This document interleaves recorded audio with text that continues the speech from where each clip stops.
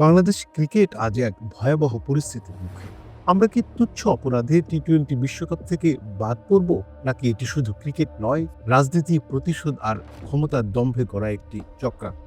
21 জানুয়ারি 2026 আইসিসির বোর্ড সভায় সংখ্যাগরিষ্ঠ ভোটে এই সিদ্ধান্ত হয়েছে, বাংলাদেশ যদি ভারতে টি-20 বিশ্বকাপ খেলতে না যায় তাহলে বাংলাদেশ বাদ, আর খেলবে একটি বিকল্প দল। 15 সদস্যের বোর্ডে বাংলাদেশের পাশে দাঁড়িয়েছে শুধু পাকিস্তান ক্রিকেট বোর্ড, বাকি সবাই নীরব অথবা বিপক্ষে। প্রশ্ন হলো, এত বড় শাস্তিমূলক ব্যবস্থা কেন? বাংলাদেশ ক্রিকেট বোর্ড কোনো আবেগ থেকে নয়, সরকারের পরামর্শে নিরাপত্তার ঝুঁকির কথা মাথায় রেখে ভারতে খেলতে অস্বীকৃতি জানিয়েছে। এটা কি নতুন কিছু? না। এর আগে অস্ট্রেলিয়া বাংলাদেশের সফর বাতিল করেছে, ইংল্যান্ড নিরাপত্তা পুনর্মূল্যায়ন করেছে, শ্রীলঙ্কা গৃহযুদ্ধের সময় নিরপেক্ষ ভেন্যুতে খেলেছে। তখন কেউ বলেনি খেলবে না মানে বাদ। কিন্তু এই সংকটের আগুনে ঘি ঢালে 3 জানুয়ারির একটি সিদ্ধান্ত।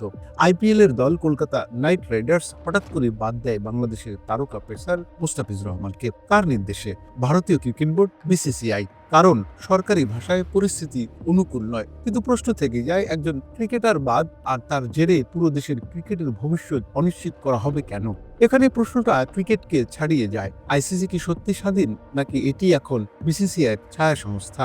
ভারত আইসিসির সবচেয়ে বড় অর্থদাতা, সম্প্রচার সত্ত্বের নিয়ন্ত্রক, স্পন্সরদের মূল ভর কেন্দ্র।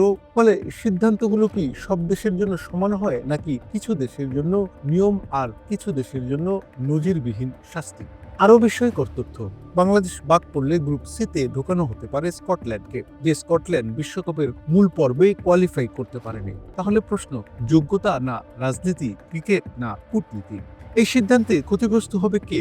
বাংলাদেশের ক্রিকেটাররা, তরুণ খেলোয়াড়দের ভবিষ্যৎ, কোটি কোটি সমর্থকের আবেগ আর আন্তর্জাতিক ক্রিকেটে বাংলাদেশের অবস্থান। কিন্তু দায় কে নেবে?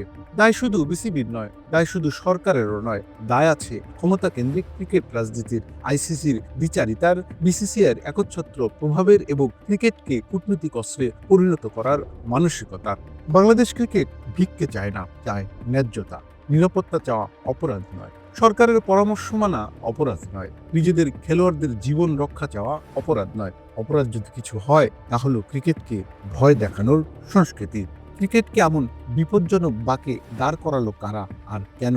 এই প্রশ্নের উত্তর শুধু বাংলাদেশের নয়, পুরো ক্রিকেট বিশ্বের জানা দরকার।